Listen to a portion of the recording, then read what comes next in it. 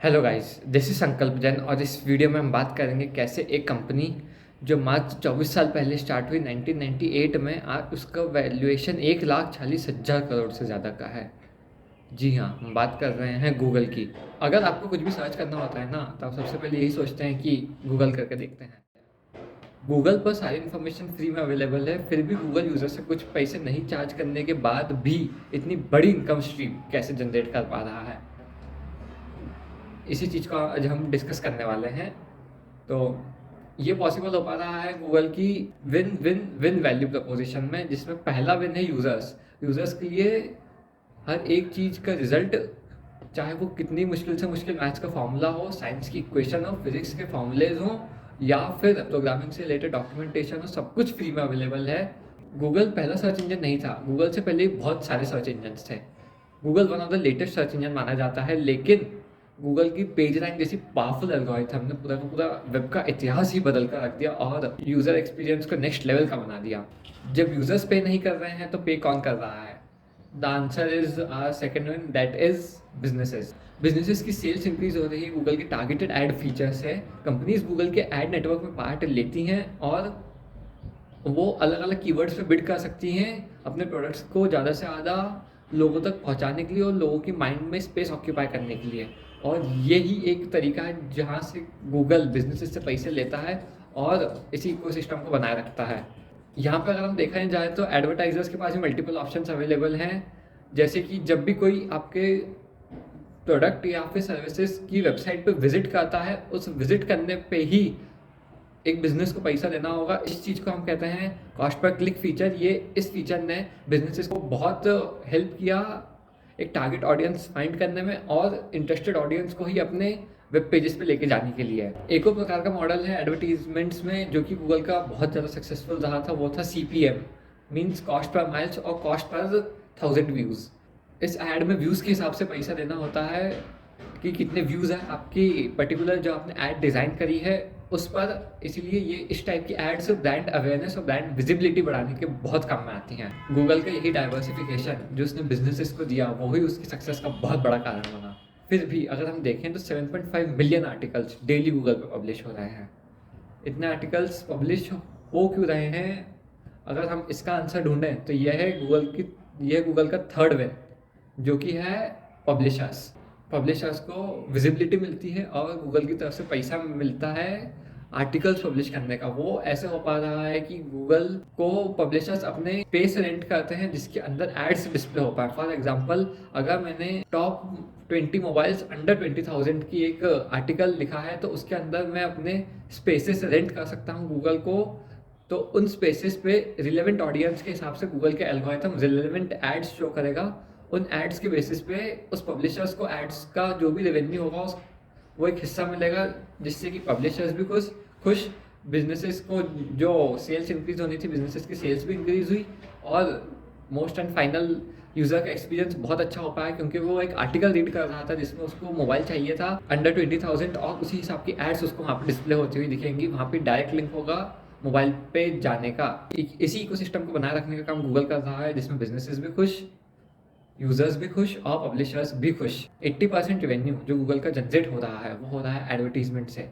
और एडवर्टीजमेंट भी अलग अलग प्रकार की है according to the need of the businesses and the companies, जिसमें से सबसे अच्छा और सबसे बेस्ट है Google ad. This is a kind of search ad. For example, if you are searching top mobiles under 20,000, तो जो आपको ऊपर लिंक्स मिलेंगी जिसमें नीचे छोटा सा एक ऐड जैसा लिखा हुआ रहेगा, वो आपकी एक सर्च ऐड है। मीन्स जिस आदमी ने वो वेबसाइट बनाई है वो अपनी वेबसाइट को प्रमोट कर रहा है ऊपर दिखने के लिए, और उसका जितनी बार वो वेबसाइट पे क्लिक होगा गूगल उस यूज़र से एक पर्टिकुलर अमाउंट चार्ज करेगा।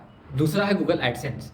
वेबसाइट पे जो भी स्पेसेस पब्लिशर्स रेंट करेंगे गूगल को, उन स्पेसेस पर पर्टिकुलरली ऐड डिस्प्ले होंगी according to the interest of the user, और उन्हीं एड्स के बेसिस पे पब्लिशर और गूगल के बीच में रिवेन्यू स्प्लिट होगा। और तीसरा है गूगल एडमॉब। ऐप्स के अंदर जो भी एड्स डिस्प्ले होती हैं उन एड्स को दिखाने का गूगल पैसा लेता है एडवर्टाइजर्स से, और ये जो रिवेन्यू आता है वो स्प्लिट होता है ऐप डेवलपर में और गूगल में। चौथा है यूट्यूब। आपने यूट्यूब वीडियो काफ़ी देखी होंगी जिसमें यूट्यूब वीडियो की स्टार्टिंग में ऐड आता है, इन मिडिल ऐड आता है, और समटाइम्स जब वीडियो चलती रहती है उसके नीचे भी छोटा सा बैनर ऐड आता है। वो ऐड भी सेम प्रिंसिपल पे काम करता है कि रिवेन्यू स्प्लिट हो जाएगा according to the creator and with between the Google, और ये जो भी पैसा आएगा वो एडवर्टाइजर्स पे करेंगे गूगल को। तीसरा रिवेन्यू जनरेशन है गूगल का गूगल क्लाउड। ये एक प्रकार का सब्सक्रिप्शन सर्विस है जो गूगल प्रोवाइड करता है दूसरे लोगों को डेटा स्टोर करने के लिए अपने प्लेटफॉर्म के ऊपर, और I should say data centres के ऊपर, और इसका वो पर मंथली और ईयरली चार्ज करता है लोगों से। Google cloud on an average 5.5% total Google के रेवेन्यू में से शेयर करता है। कॉम्पिटिटर अगर हम गूगल का कंपेयर करें सर्च इंजन में तो दूर दूर तक कोई भी नहीं है, पर अगर हम डीपली कन्वर्ट करें इसे तो देखेंगे कि जो बिंग है उसके pass on an around 2 to 6% of the total market share है, और उसके बाद आता है डक डक गो जिसके pass on an average 0.8% market share है। डक डक गो का बिजनेस मॉडल थोड़ा सा अलग है गूगल से, वो अपने आप को एज अ एंटी गूगल बताता हुआ आया है, पर फिर भी डक डक गो का बहुत कम मार्केट शेयर है as compare to the Google which has on an around 95% of the total market share. ये तो गूगल के कॉम्पिटिटर्स थे सर्च इंजन में, पर अगर हम गूगल के कॉम्पिटिटर्स देखें एडवर्टीजमेंट मार्केट में तो वो भी गूगल को बहुत दूर दूर तक डोमिनेट नहीं कर पाए हैं। गूगल ने ही टोटल डोमिनेशन दिखाया है अपने एडवर्टीजमेंट मार्केट में, पर सर्च इंजन से कम मार्केट कैप्चर कर पाया है गूगल एडवर्टीजमेंट इंडस्ट्री में। सर्च इंडस्ट्री में मोर देन 90 to 95% गूगल का कैप्चर है पूरे के पूरे मार्केट पे, पर एडवर्टीजमेंट इंडस्ट्री में गूगल का सिर्फ और सिर्फ 37% ही कैप्चर कर पाया है, और सेकंड नंबर पे है इसमें फेसबुक जिसका 22%, और थर्ड नंबर पे है जी हाँ अमेजॉन जिसके पास around 8.8% of the market share in advertisement. Amazon के पास इसलिए 8.8% है क्योंकि अमेजॉन पे जो भी लोग प्रोडक्ट सेल करते हैं वो अपने प्रोडक्ट्स की एडवर्टीजमेंट करवा सकते हैं इंटरनली ऐप के अंदर एड्स को चलाकर। क्लाउड में अगर हम कंपटीशन देखें तो सबसे बड़ा क्लाउड का जो नेटवर्क है वो है अमेजॉन वेब सर्विस के pass on an around 33% of the total infrastructure cloud का अमेजॉन वेब सर्विस ही होल्ड करके रखा है। सेकंड नंबर पर अगर हम देखें तो वो है माइक्रोसॉफ्ट एजर जिसके पास है on an average 16% of market share, और फिर थर्ड नंबर पर आता है गूगल जिसके पास है around 8% of market share. Google के अगर चैलेंजेस देखे जाएँ तो वो है सबसे बड़ा चैलेंज जो गूगल के पास अभी है वो है प्राइवेसी पॉलिसी का, क्योंकि अब यूज़र्स प्राइवेसी के ऊपर बहुत ज़्यादा ध्यान देने लग गए हैं, और बहुत से ऐसे भी केसेस सामने आए हैं जहाँ पे यूज़र की प्राइवेसी बहुत ज़्यादा हैम्पर हुई है, बहुत ज़्यादा लीक हुई है।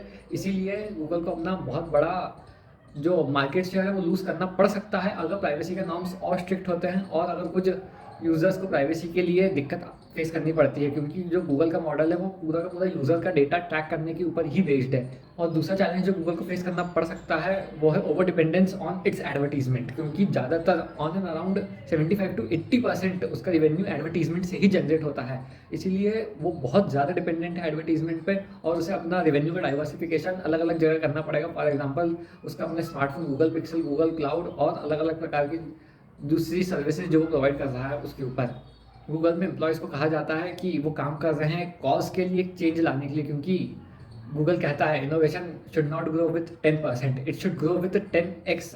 गूगल की यही बिजनेस स्ट्रैटेजी आज उसको $1 ट्रिलियन कंपनी बना पाई है। ऐसे ही इन्फॉर्मेटिव केस स्टडी जानने के लिए चैनल को लाइक कीजिए, सब्सक्राइब कीजिए और अपने दोस्तों के साथ शेयर कीजिए। Till then take care and bye bye.